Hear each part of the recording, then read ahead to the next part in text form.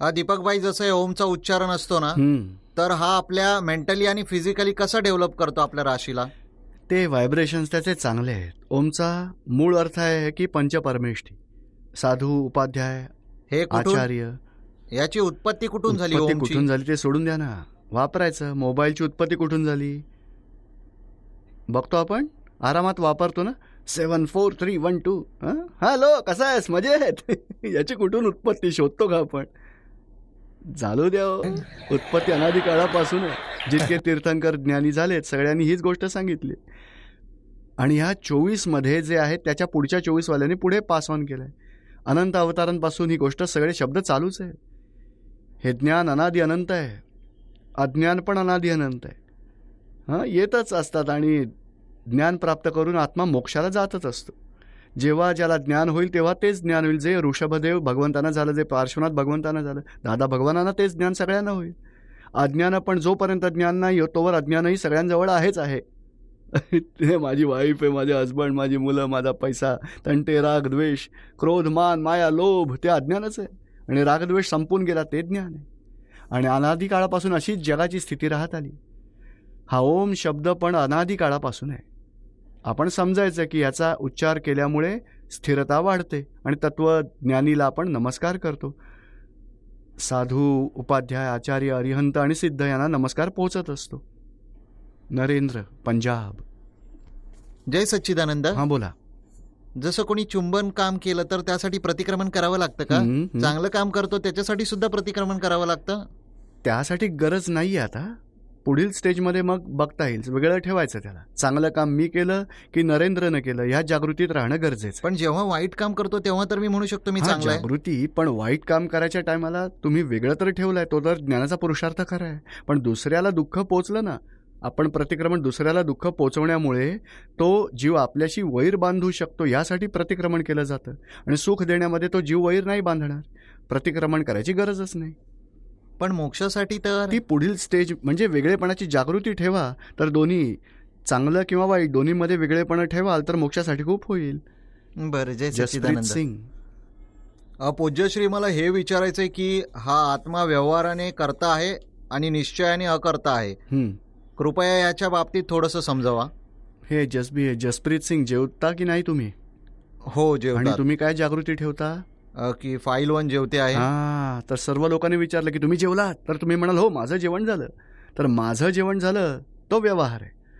आणि आतमध्ये तुम्हाला जागृती की जसप्रीतचं जेवण झालं, मी तर शुद्धात्मा आहे, हा निश्चय. तर निश्चयात अकर्ता बनलात आणि व्यवहारात कर्ता बनलात. तुमच्या बिलीफमध्येही जागृती ठेवायची की मी केलं नाहीये, हे जसप्रीतने केलंय. जे त्याने केलंय ते व्यवस्थापनाच्या हिशोबात वन ऑफ द एव्हिडन्सेस आहे. सायंटिफिक सर्कमस्टेन्शियल एव्हिडन्सच्या मुळे होत आहे. म्हणजे व्यवहाराने करता म्हणजे काय की मी केलाय म्हणावं लागेल तुम्हाला. व्यवहारामध्ये सगळ्यांना ऐकण्यात येईल की हां जसप्रीत म्हणाले हो त्यांचं जेवण झालंय, पण तुमच्या आतून जागृती काय आहे की मी नाही केलं, जसप्रीतने केलं आहे.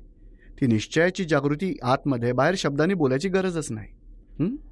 बरं, ते गुंठाणं काय असतं त्याविषयी वाचलं त्याला होतं. गुणस्थानक म्हटलं जातं. आत्मा आवरणामध्ये आहे, एकेंद्रियापासून पंचेंद्रियांपर्यंत. आणि ह्युमनमध्ये पण आवरणातच आहे. तिथनं आवरण तुटत जेव्हा त्याला इतकी श्रद्धा वाटते की हो आत्मा अविनाशी आहे, पुनर्जन्म आहे, मोक्ष आहे, मोक्षाचा मार्ग आहे, ज्ञानी पुरुष वितराग मोक्षाला घेऊन जातात, त्यांच्या कृपेने मोक्ष, अशी जागृती तिथूनच प्रथम गुंठाणा सुरू होतं.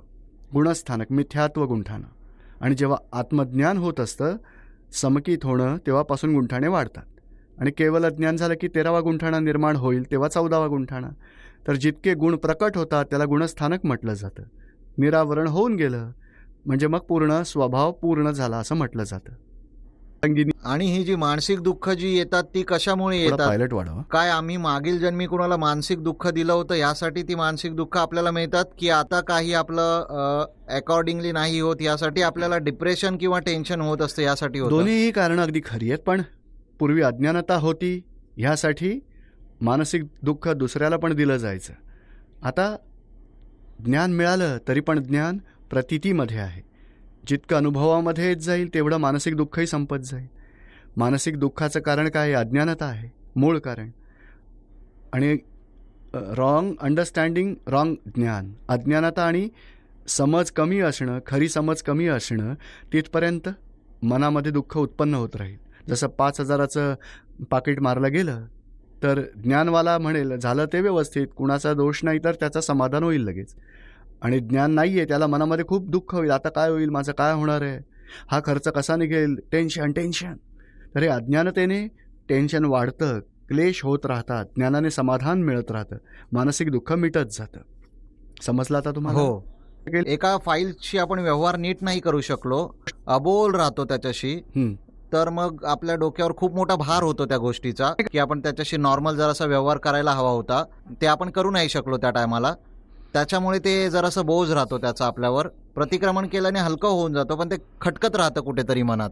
मग समजायचं की जसं जसप्रीतकडून हे प्रतिक्रमण करून घ्यायचं की आता व्यवहार थोडा असा झाला आहे की तो आपल्याशी न बोलण्याचा व्यवहार आहे, तेव्हा तुम्ही प्रतिक्रमण करा, प्रार्थना करा की शुद्धात्मा भगवान त्या फाईलीशी कुठल्याच रागद्वेष वैरात नाही राहायचं आहे, समभावाने निकाल करायचा आहे, आणि जेव्हा वेळ मिळेल तेव्हा आम्ही प्रेमाने व्यवहार करू शकू अशी कृपा करा, आणि पेंडिंग ठेवा ती केस.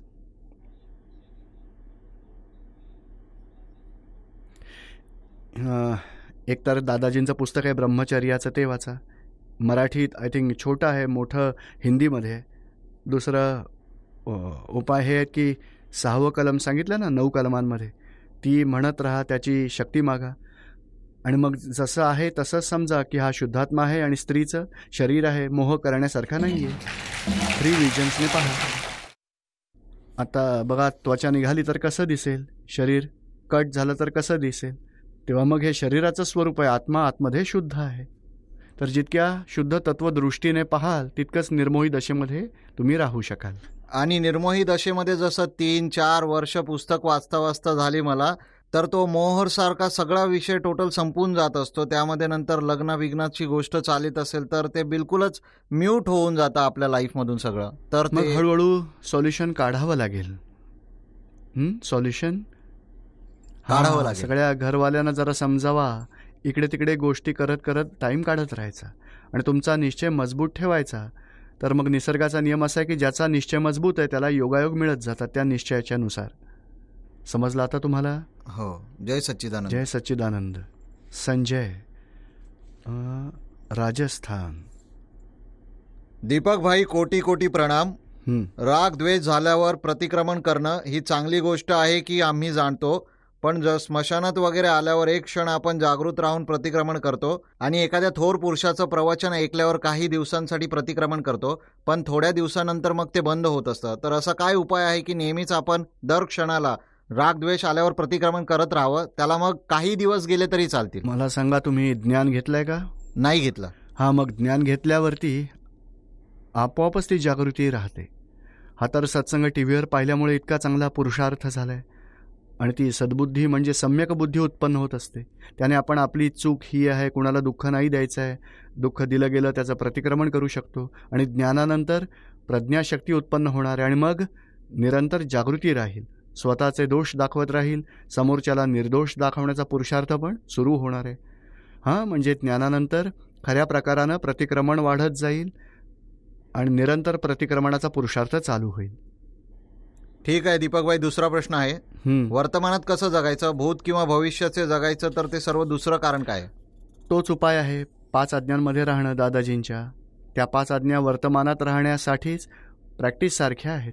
त्याने वर्तमानात निरंतर राहू शकाल, कारण भूतकाळ एका सेकंदानंतरचा भूतकाळ झाला ते व्यवस्थित लवकर सुटून जाईल, आणि भविष्यकाळ जो म्हणजे योगायोग मिळाल्यावरती काय होणार आहे बघायचं. आता वर्तमानामध्ये राहा, म्हणजे आपोआप या ज्ञानाच्या जागृतीने वर्तमानात राहायची शक्ती वाढत जाते. धन्यवाद. जय सच्चिदानंद. काय नाव आहे तुमचं? पंकज कुमार सर. हां, विचारा. दीपकभाई, मी 6 वर्षापासून जोडलोय आपल्याला. तर असं कुठलं निमित्त नव्हतं मिळत ज्यानं मला ज्ञान घेता यावं.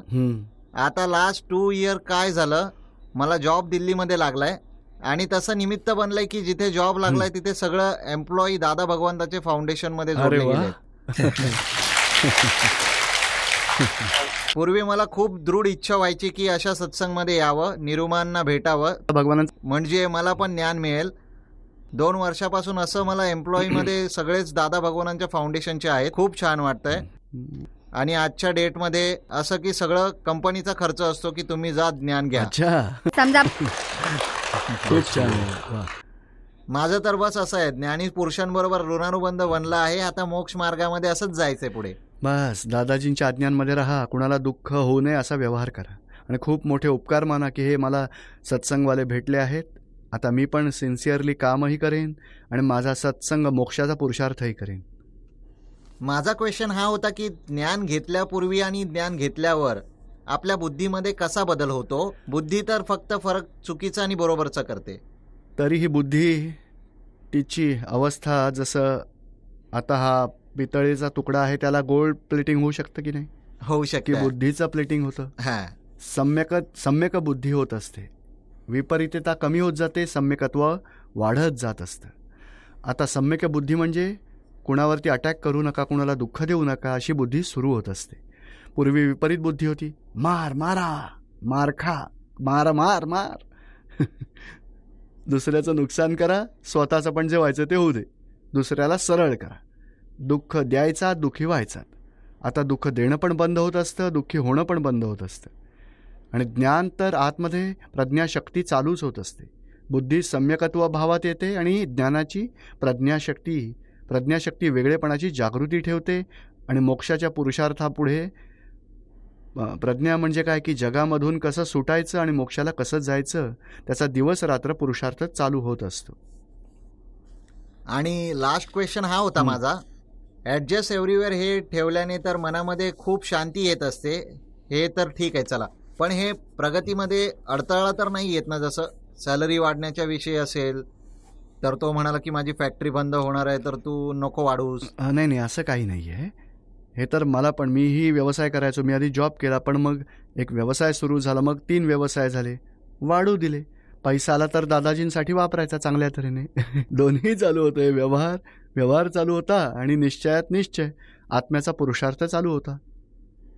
जय जय सच्चिदानंद. सच्चिदानंद. एस सतीश, ओरिसा. जय सच्चिदानंद दीपक भाई. हं. सर्वप्रथम तुमच्या चरणात कोटी कोटी प्रणाम. जय सच्चिदानंद. माझे 2 प्रश्न होते. पहिला प्रश्न होता,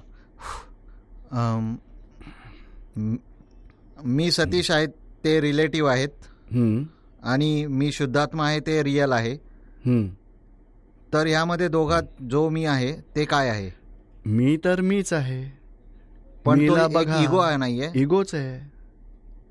पण मी सतीश आहे तिथून इगो सुरू होतोय. इगो सुरू होतो आणि इगो, मी शुद्धात्मा आहे तर इगो डिझॉल्व्ह होत होत संपेल. काय की मी तर मी आहेच आहे, त्याची रॉंग बिलीफ आहे म्हणून तो आत्म्यापासून दूर जातो. राईट बिलीफ असती आत्म्याशी अभेद्य झाला असता. काहीच नसेल तर?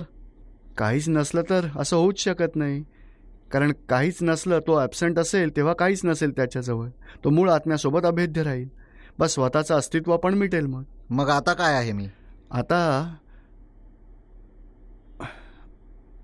म्हणजे अस्तित्व तर आहे आपलं, मी आहे, पण वस्तुत्वाचं भान नाही मी कोण आहे.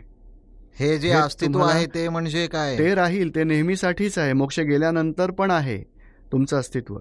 पण ही रॉंग बिलीफ जी बसली आहे की मीच सतीश आहे, तर जे अस्तित्व आहे तो इगो नाहीये. ते अस्तित्व इगो नाहीये, रॉंग अस्तित्व, वस्तुत्वाचं भान नाही. आणि जे लोकांनी दिलं की तुम्ही सतीश आहात ते तुम्ही मानलं, तर तिथून इगोची जर्नी सुरू झाली. आणि मग लग्न करून देतात, ही तुझी पत्नी आहे, तू पती झालायस, तर मग अहंकार वाढतो. आता बाप झालास तर आणखी अहंकार वाढतो. फॅक्टरीचा मालक झालात, असाच अहंकार, मान, अभिमान वाढवत राहतात. आणि आत्तापर्यंत हे सगळं सतीशचं आहे, मी सतीशच नाही, मी शुद्धात्मा आहे, त्याची जागृती सुरू होतीये. जसे तुम्ही आहात, आता बघा अहमदाबादमध्ये, आणि तुमचं लक्ष बघा आहे की मला दिल्लीला पोहोचायचं आहे, तर हे सुरू झालं आहे. पूर्वी अहमदाबादहून अजून पुढे जायचा प्रयत्न, दिल्लीहून दूर दूर जात होतात, आता टुवर्ड्स दिल्ली जायची जर्नी सुरू झाली आहे. तर केवळ ज्ञान म्हणजे स्वतः आत्मरूप झालाय. त्याचा अर्थ आता ओनली मी नाहीये, मीच काही मिळायचं नाहीये. म्हणजे खरंच समजायचं तर 2 प्रकारचे आत्मे म्हटले जातात. एक मूळ आत्मा आहे, दुसरा व्यवहार आत्मा आहे, किंवा मग दुसऱ्या शब्दामध्ये एक ॲब्सोल्यूट म्हणजे मूळ आहे, मी आहे, मूळ आहे. आणि दुसरा डेव्हलप होत आहे, एका इंद्रियातून डेव्हलप होत होत पंचेंद्रियांपर्यंत येतो, मग एगोइझम डेव्हलप होत होत बरं मग बुद्धी पण डेव्हलप होते इगोइझम डेव्हलप झाल्याने, आणि क्रोध मान माया लोभ इतके डेव्हलप होतात, दुःखदायी होतात. मग त्याला अनुभवास येतं की हे दुःख आहे. खरं शाश्वत सुख नाही आहे जगातलं. जे म्हणून सुख आहे त्याच्या शेवटाला दुःखच दुःख आहे. मग त्याचं आत्म्याच्या दिशेने जाणं चालू होतं, आणि आत्म्याच्या दिशेने जात आहे तर आत्म्यासोबत अभेद्य होणार आहे. तिथपर्यंत त्याचा जर्नी चालू होतो. केवळ ज्ञानात अभेद्य होईल. तर मूळ आहे एक आणि मूळ दुसरा आहे मग काय मी आहे आहे, आणि हा डेव्हलप होणार आहे. डेव्हलप होत होत होत ॲब्सोल्यूट पर्यंत पोहोचला की अभेद्य होणार. याचा अर्थ डेव्हलप जे होत आहे ते अज्ञान अवस्थेमध्ये पण जाऊन त्याला नाही, अज्ञान अवस्थेत इगो आहे. ह्यालाच इगो म्हटलं जाईल. आता पॅसेंजर कुठपर्यंत म्हटला जातो? घरातून बाहेर आहे तिथपर्यंत. घरामध्ये आला तर तोच शेड बनला, पती झाला. पण हा व्यवहार आहे, व्यवहारात्मा त्याला म्हटलं गेलं आहे. व्यवहारात्मा म्हणजे डेव्हलप होणारा मी.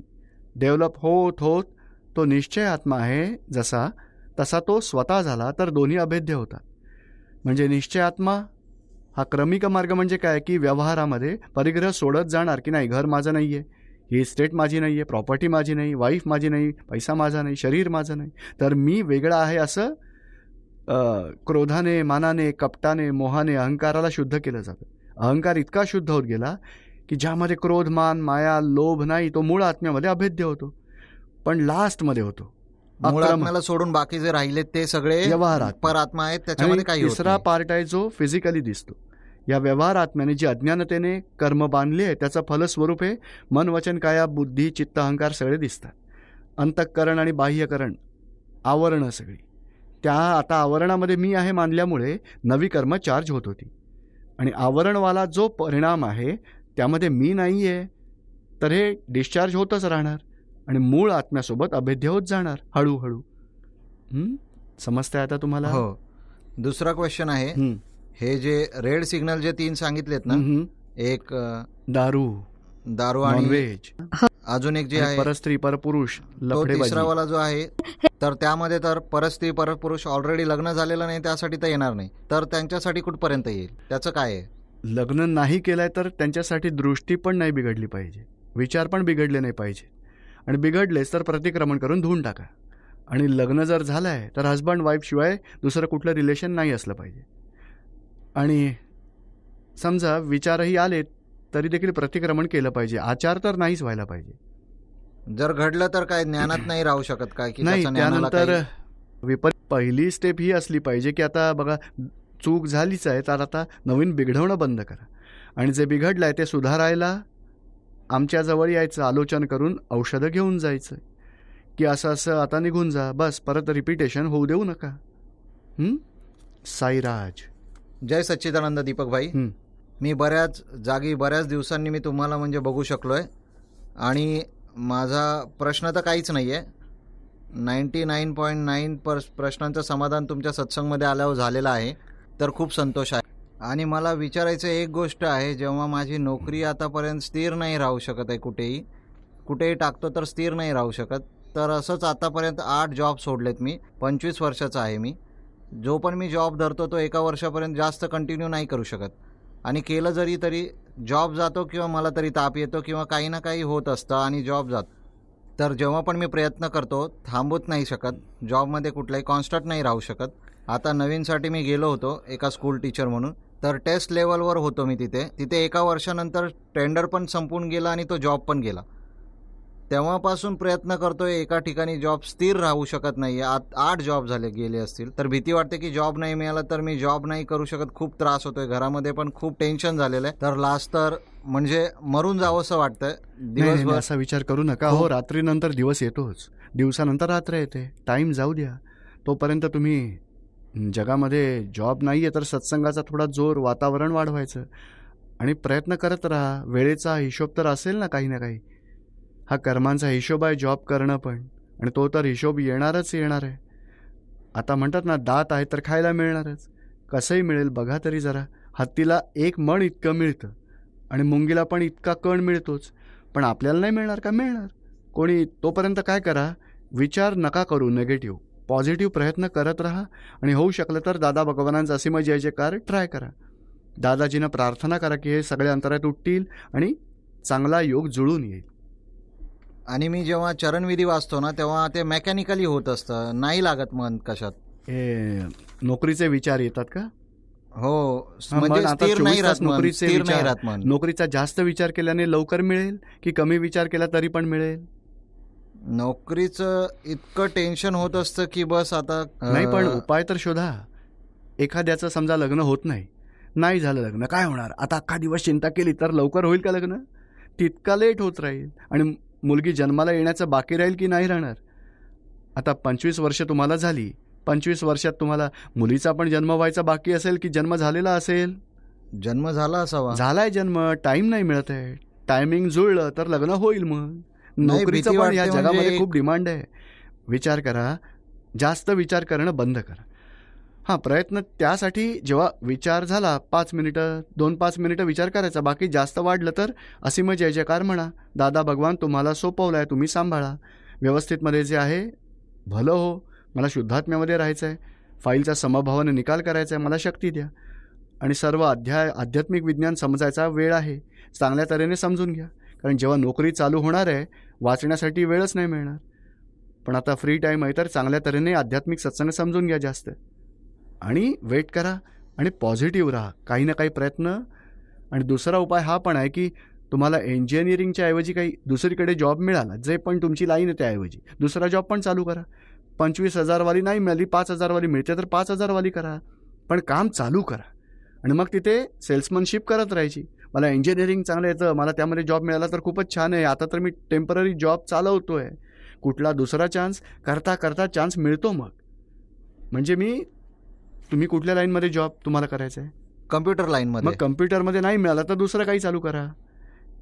तशी मिळतच असते पण नाही, काही ना काही चालू करावं आधी. मी इंजिनिअरिंग केलं होतं, मला जॉब नाही मिळाला तर मी ऑर्डिनरी यामध्ये घुसलो. तिथे 3-4 महिने झाले आणि कंपनी बंद झाली तर दुसरीकडे गेलो. मग तिथे पण कंपनीमध्ये हे झालं तर तिसऱ्या ठिकाणी गेलो. करता करता एका जागी सेट झालो. हा व्यवस्थितचा हिशोब आहे, सोडणार नाही आपल्याला. त्याचं शेटचा ते- पण हिशोब असला पाहिजे ना आपल्या सगळ्यांना नोकरी देण्याचा, त्याचं पण पुण्य असलं पाहिजे. आणि असं पण नाहीये सर, राग खूप लवकर येतो मला.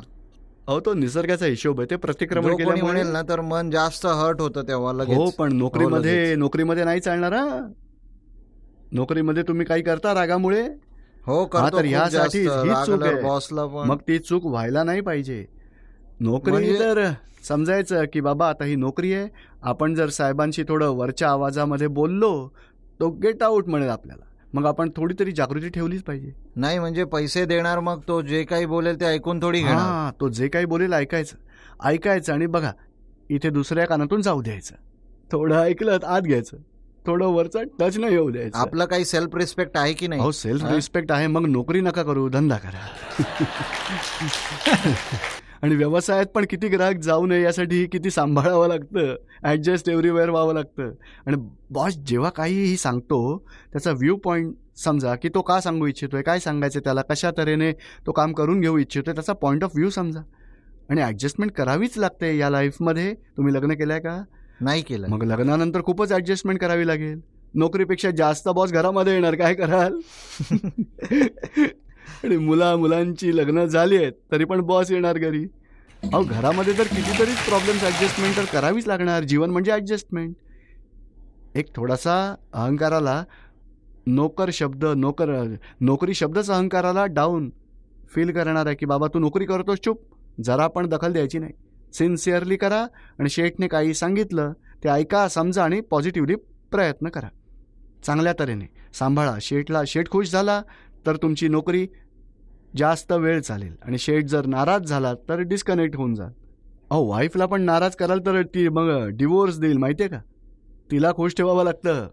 पण डिझायर कंट्रोल नाही होत गाडीसाठी, मोबाईलसाठी, याच्यासाठी, लॅपटॉपसाठी वगैरे हा, सगळ्यासाठी. ते डिझायर तर मग चांगली नोकरी, तर मग डिझायर सगळ्या चांगल्या पूर्ण होतील. आता म्हणतात ना, चांगली नोकरी आहे तर चांगली मुलगी पण मिळेल लग्नासाठी. म्हणजे सगळं योग्य तऱ्हेने व्हायला पाहिजे. नॉर्मॅलिटी ठेवा, तुमचा मेंदू कंट्रोलमध्ये ठेवा, रेग्युलेटर ठेवा की इथे गरम करायची गरज नाही, मायनस करा रेग्युलेशन. हा, समजून जय पॉझिटिव्हली सच्चिदानंद. राहा, चांगल्या तऱ्हेने राहा, मिळेल सगळं.